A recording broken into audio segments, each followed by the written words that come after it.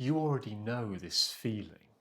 You've slept well, moved your body, eaten properly, and your thinking is sharper, your mood is lighter, your creativity flows more freely. And you know the opposite too. The fog, the heaviness, the mind weighed down by a body that isn't supporting it. We're told that physical appearance is shallow, that we shouldn't judge a book by its cover.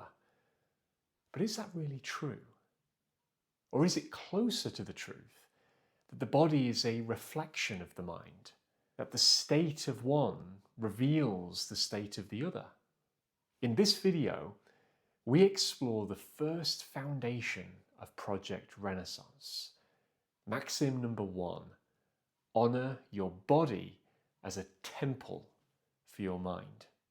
The idea that we should shape our bodies might conjure images of the self-obsessed gym fanatic sculpting their appearance to draw the fawning, validating gaze of others.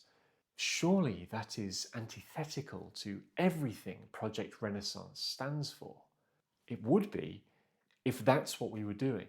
That orientation treats the body as a product to be displayed. We're talking about something fundamentally different. The body houses the mind. It is the dwelling place of your mind. And the question is not, how do I look? But what kind of physical home am I providing for my mental self? Think of it this way. Some people live in palaces, some in houses, some in modest flats, and some people have, unfortunately, no home at all. No one would argue that you need a palace to live a meaningful life, but you do need shelter, a foundation, a roof that doesn't leak. Your body is the same. You don't need physical perfection, but you do need a body that functions, one that supports you rather than undermines you. A body that is neglected is like a home falling into disrepair. The roof leaks, the walls crumble. It becomes very difficult to read, to think, to create when the structure around you is collapsing. This is not abstract philosophy. Think about how you feel after a week of poor sleep, of not moving, of filling yourself with things that are doing you harm. Your thinking is slower. Your mood is heavier. Your capacity for depth is diminished. The body has pulled the mind down with it. Now think about how you feel when you've slept well. You've moved deliberately. You've eaten food that nourishes. There is a clarity, a readiness, a lightness. The mind has room to operate. Not appearance, capacity. So what does it actually look like to honour your body in the spirit of Project Renaissance? Well, there are 3 aspects. First, move deliberately. The body was built for movement, and a body that doesn't move stagnates. Run, walk, stretch, lift things. It doesn't matter what form it takes.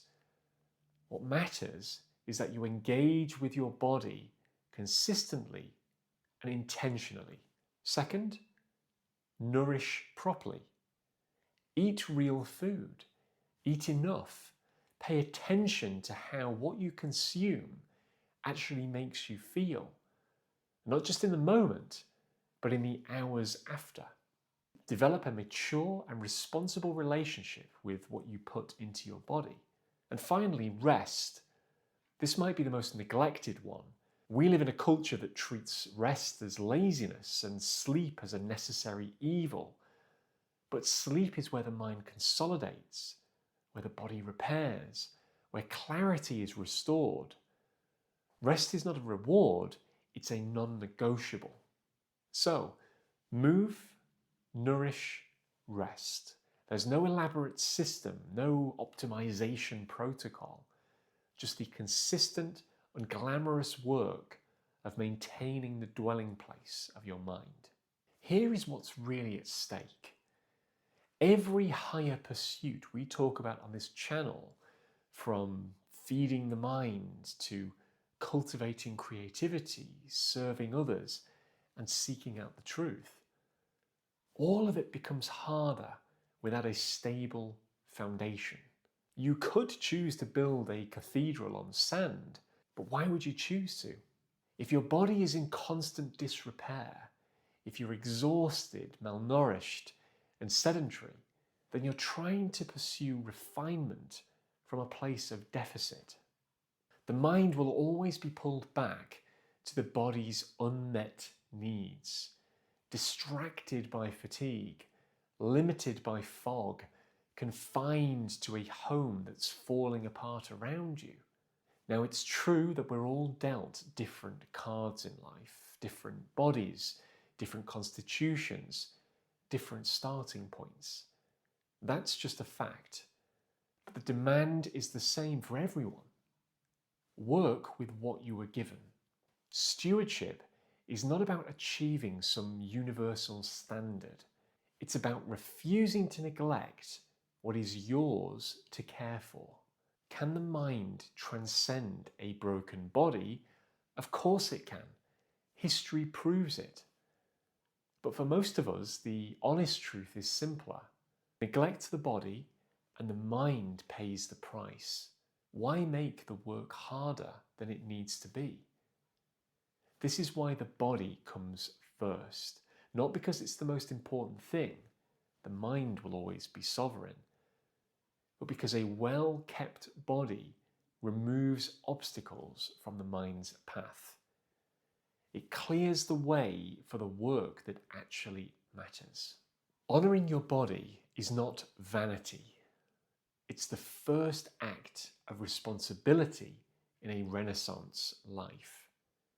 It is acknowledging that the mind and body are not separate kingdoms, that the state of one shapes the state of the other. You don't need physical perfection, if such a thing even exists. You need a foundation. Move deliberately, nourish properly, and rest without guilt. And once that physical foundation is stable, then we can talk about what to build on top of it. This is Project Renaissance. Let your Renaissance begin.